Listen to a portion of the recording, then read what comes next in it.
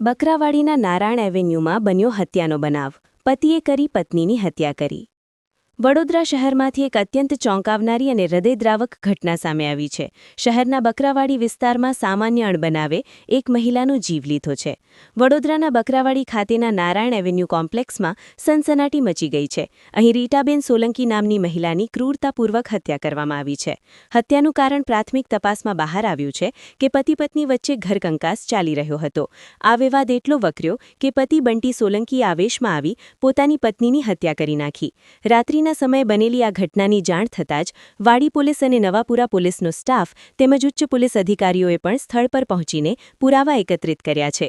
મૃતક રીટાબેનને સંતાનમાં 2 પુત્ર છે, જેમણે આજે માતાની છત્રછાયા ગુમાવી છે.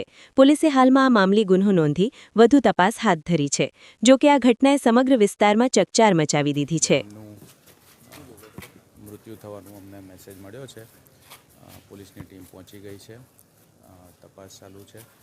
એમના જે કંઈ પણ આગળ કાયદેસરની કાર્યવાહી કરવાની છે એ કરાવી રહ્યા છે. એફએસએલની ટીમ બોલાવીને એનું એવિડન્સ કલેક્ટ કરવાનું, એમના ધોરણસરની આગળ ફરિયાદ દાખલ કરીને જે કોઈ પણ કલ્પ્રિટ છે એને શોધી કાઢીને એને ધોરણસર કાયદાની પ્રક્રિયા આગળ કરવા માટે તપાસ ચાલી રહી છે. જી સાહેબ, જે આરોપી છે બંટી, એની શું અત્યારે રણનીતિ શું છે એને પકડવાની?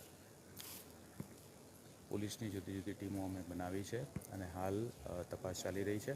અમે એમાં જે કોઈ પણ આરોપી છે એમને પકડીને આગળ એમને કાયદાની પ્રક્રિયામાં લઈ જવા માટે પોલીસની ટીમો કામગીરી કરી રહી છે. બિલકુલ. તો